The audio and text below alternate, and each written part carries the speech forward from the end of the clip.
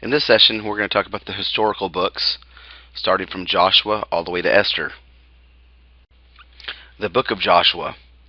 The purpose of the Book of Joshua was to provide the account of Israel's conquest of the Promised Land.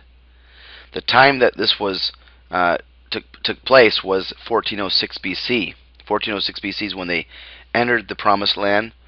Notice the date 1406 BC. Remember, the date that they entered or they left Egypt and came across the Red Sea was 1446 BC. They traveled in the wilderness for 40 years, and after 40 years they came into the Promised Land. So this is 1406 BC. That's important for you to remember. 1446 when they left Egypt, 1406 when they came into the Promised Land. The author of the book of Joshua was Joshua. The end of this book was probably written by the high priest Phinehas. The Book of Judges. The purpose of the Book of Judges was to show that sin never works out good, and life disintegrates into chaos without a king in your life. You see this from chapters 18 and on, where it says, "And there was no king in Israel in those days, and every man did that which was right in his own eyes." The time of the events that took place was 1375 BC through 1050 BC. Notice this is just a few years after the book of Joshua. Remember, the Israelites entered Canaan in 1406 BC. There's that date again. You might want to remember it. The author was probably Samuel. We don't know for sure. The authors of each book is not very important of who he was or what he was, but that it was inspired of God. But just for us to understand, it's probably Samuel that wrote this book. We know Samuel was a judge also, one of the latter judges. In fact, he was the last judge of Israel.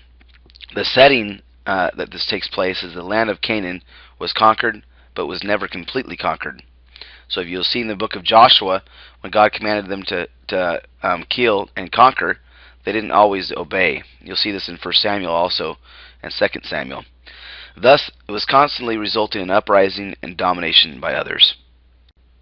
The Book of Ruth. The purpose of the Book of Ruth was to reveal the tenacious loyalty and faithfulness of God. You can see this in the story of Ruth, who was the daughter-in-law of Naomi. She had a sister named Orpah, and they both lost their husbands, Mahlon and Chilion. Mahlon was Ruth's husband, and when he died, and her brother-in-law died, and their father-in-law, which was Naomi's husband, died, they all came back to the land of Israel. They lived in Moab. And when they came back, Ruth did not have a child, or actually Orpah stayed back in Moab, but Ruth came with her, and when Ruth came with her, she did not have a child, so there was a law in those days, and you see this in Deuteronomy. You also see this in Ruth, where it talks about if some husband died and didn't leave a child, a man-child, that the brother was to marry that wife, and they would have a child, and that child would be redeemed by the kinsman. They call this the kinsman redeemer. So it shows loyalty and faithfulness, and this is what was revealed in the story. Now, Jesus Christ is our kinsman redeemer. He redeemed us, and you can see the beautiful story in the book of Ruth. The time that these events took place was 1376 through 1050 BC. Sometime it was about the beginning of the book of Judges. You'll see that the Deuteronomy has the same law. They call it the Goel law, or the kinsman redeemer. You'll see that it's a little bit different, probably because the one in Deuteronomy was much older. Was much newer than the one in Judges. Judges was holding on, or Ruth was holding on during the time of Judges, the older law of the kinsman redeemer. The author of this book is unknown.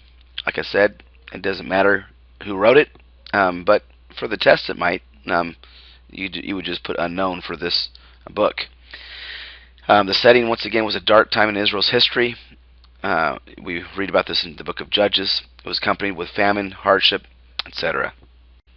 1 and 2 Samuel. You'll notice that in this slide we grouped together 1st and 2nd Samuel. The reason why is because originally this was just one book.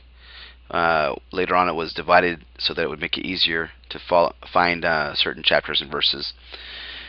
Originally when the Bible was written, it wasn't written with chapters and verses. Of course, that was added way later, probably, I believe, in about the 16th century or 15th century AD. So when we look at this book, we're looking at one book, 1st and 2nd Samuel, and the Jews to this day, they keep it together. There's not a change, there's not a difference in their books than ours. It's just they group theirs together as it originally was. It wouldn't matter that we divided it because it still has the same text. Now the purpose of the book of Samuel was to record the life of Samuel, Saul, and David. With Samuel, it talks about Samuel's calling. It talks about the decadence of his sons' sins. It talks about the reign and decline of Saul, the first king. Also, it talks about the choice and preparation of David, Israel's great king, their greatest king ever. Even though they talk about Solomon being the wisest man in the world, David is considered the greatest king of Israel. The history of David's reign is also included in here. It teaches about the value of effective leadership, reveals the personal qualities of leadership and those who receive favor. Now the time that this takes place begins with the judges until Israel became a monarchy. So it was the time when there was judges or a theocracy, and later on Israel had a king, and that was a monarchy. Samuel was probably born around 1105 BC. We see this in the first chapters of 1 Samuel. Saul became king about 1050 BC and was so appointed by Samuel. This helps locate Samuel time-wise. So probably this was written about 930 BC later on. This would be during Solomon's reign. Now here's another date that you might want to remember. Solomon became king in 970 BC. 970 BC. That's another date that's important because that's how if you look at 1 Kings chapter 6, that's how we get the date of the Exodus, 1446, because we know 970 was when Solomon began to reign. This also covers about 115 years from the childhood of Samuel to the beginning of the reign of David. The author was probably or possibly Samuel. It also includes writings from Nathan. Some think it might be the prophet Nathan, and Gad. And we see this in 1 Samuel chapter 10 verse 25 and also in 1 Chronicles 29:29. Now the setting this takes place is when it starts with the time of Judges, or the latter part of the Judges, with Samuel being the last judge, and it shows a transition from the theocracy to a monarchy. You'll notice that 1st and 2nd Kings is grouped together also. This is the same reason, because this was originally one book. The Jews to this day still have the book of Kings. It would be just one book. We divide it in two just to make it a little easier, more practical. The purpose of this book of Kings was to trace the history of the kings of Israel and Judah from Solomon to the Babylonian captivity. Now you'll notice that that there is a point A of the purpose. It was used to illustrate the prosperity and success of any leader and people is ultimately commensurate with the degree of his or her allegiance to the laws and principles of God and his commitment to him. So this is important for us to understand. You'll notice that the kings that did that which was evil in the eyes of the Lord, they had a lot of evil things happen to them. Those that were faithful to God were blessed, and it shows throughout the whole history of the kings. There's only a few kings that were actually living right. Most of them didn't live right, but you'll see that the ones that did live right, they were blessed beyond measure. The time that this was written was probably about 550 BC. That's right after the exile. You'll note that another date to remember or to think about is in 605 BC was when Israel was dominated by Babylon. You'll see three different dates, 586, and there's another one, 596. But 605 is the date. So when you think of 550, you would think, oh, in 605 earlier, the Israel was in bondage, so this would be during the time of bondage. 550 BC. It was written by Jeremiah. Jeremiah is called the weeping prophet. Why is he the weeping prophet? Because he sees his country being judged by God and given over to bondage to Babylon. So this was probably written by Jeremiah. Okay, 1st and 2nd Chronicles also was originally just one book. The purpose for this book is that, first of all, it covers the same time frame as of 1st and 2nd Kings. So it would be the same time frame. Some of the stories are similar. The history is focused on the southern kingdoms, the tribe, or the southern kingdom singular, the tribes of Judah, Benjamin, and Levi were part of those southern kingdom. These tribes, they tend to be more faithful to God. So, if you look at the time of Jesus Christ, they only had those 3 tribes basically: Judah, Benjamin, and Levi. So most of them were from those 3 tribes. The other tribes, they call them the 10 other tribes, which included Levi also up there, the northern nation of Israel, and the southern nation of Judah. We'll talk about that later on, but it split. And when it split, Judah, Benjamin, and Levi stayed in the southern area, and some of Levites stayed up above. And so this is the southern kingdom. Now, they tended to be more faithful to God. When I say tended to, really they were, but in many cases the kings were doing things that were not right before the Lord. And so this is the purpose of 1st and 2nd Chronicles. The time this was written was about 450 to 425 BC, still in bondage. He definitely used already existing sources, including prophetic records by Samuel, talking about the author, Isaiah, and others. He used extensively a book called the Book of the Kings of Judah and Israel. We see this in 2 Chronicles 16:11, chapter 25, verse 26 also. And this is likely some document even earlier than our 1st and 2nd Kings. So this is how we get 1st and 2nd Chronicles. The author of the book was probably Ezra. Okay, the book of Ezra, Nehemiah. Same thing, one book. Ezra was the high priest during the time that these events took place.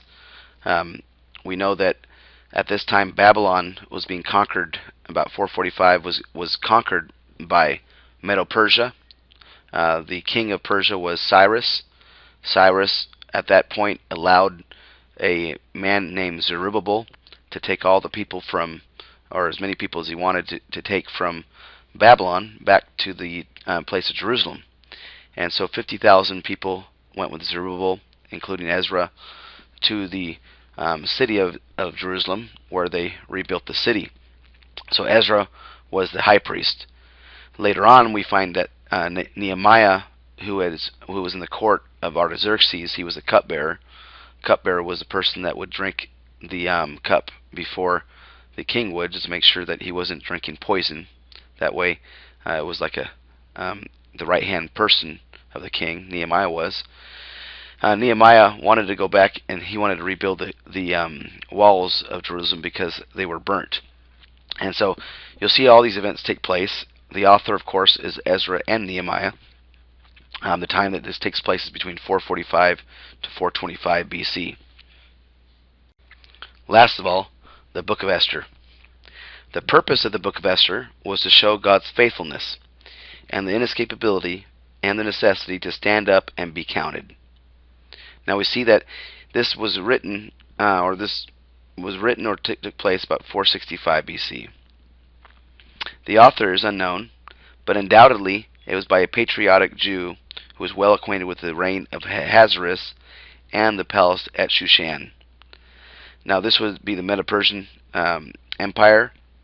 Ahasuerus would be the same person as Xerxes. Xerxes is the Greek name, Ahasuerus is the Persian name. The setting of this book, it covers about 10 years of the reign of Xerxes I. He reigned about 486 to 465 BC. So the book is in the time frame of approximately 483 through 473 BC. Now this book is where the Jews to this day, they celebrate the Feast of Purim, Purim, and that was to celebrate the fact that God delivered Israel from the hand of Haman. And so this is where they get the feast.